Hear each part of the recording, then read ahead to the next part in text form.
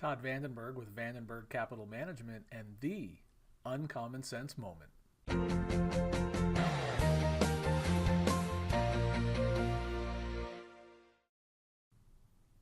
Greetings and thanks for watching. So early this morning, the Senate passed the tax cut bill that the House had passed earlier this week. The House is going to have to re-vote on it again today because some procedural changes were made in the Senate's version, but that will happen today and the President will sign it sometime here real soon. But I gotta say, as I was following the media coverage this morning, I was a little surprised by all the negativity and all the ways in which they're trying to point out the things that may not be positive about it. So I thought I would just take a quick second and run you through CNN's own website, where they created a calculator that explains how this tax bill might impact you or me. So let's go through that now. So as you can see, their website allows you to specify your income level, whether you itemize or not, how you file, and whether you have children. So let's start with the lowest one. I'll do a quick explanation. If you make $0 to $20,000 a year, you don't itemize. Let's say you're single and you don't have kids. CNN's website says, okay, this tax bill is a benefit to you. I'll talk about what happens after 2025 at the end, but you know, if you're in this low income bracket, this tax bill puts more money in your pocket. If you're filing a joint return and you got some kids, it's still of benefit. And if you have 2 kids, it's still of benefit. So let's move up the scale. You're making $20,000 to $40,000 a year. You probably still don't itemize. If you have kids and you're filing a joint return, it's of benefit to you. If you don't have kids, still of benefit. If you're single, it's of even more benefit.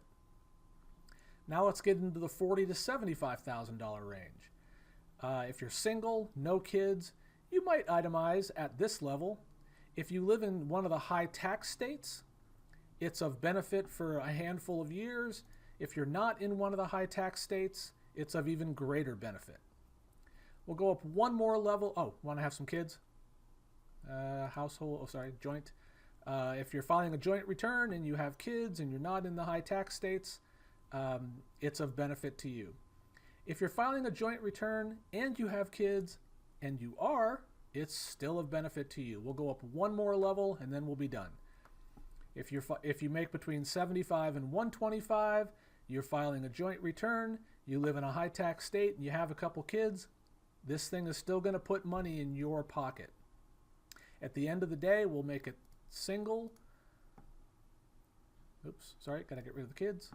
There. So now if you live in a high tax state and you're single and you make good money, but you don't have kids and you itemize, this bill is not of benefit to you.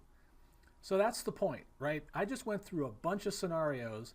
I had to get up in the income levels from 75 to 125 for a single person to find the situation where the bill was not going to benefit somebody. Now, we're not really hearing that in the media, and I just wanted to get it out there. The one thing that they are talking about is that starting after 2025, some of these provisions are set to expire.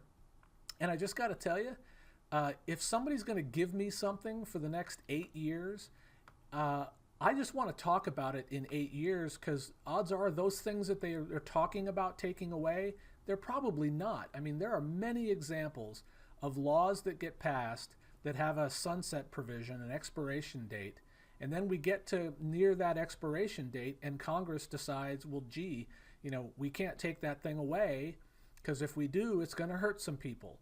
So just keep that in mind.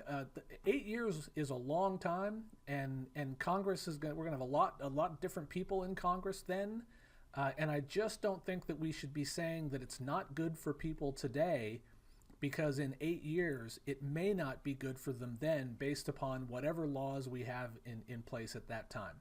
So that was your moment. I hope you enjoyed it. If you did, give it a like, give it a share. Check out CNN's website, but just don't rely on the headlines. Go into the details. See how this actually works for you before you make a judgment about whether it's good or bad. Thanks for watching, and we'll be back in a couple of days with another Uncommon Sense Moment.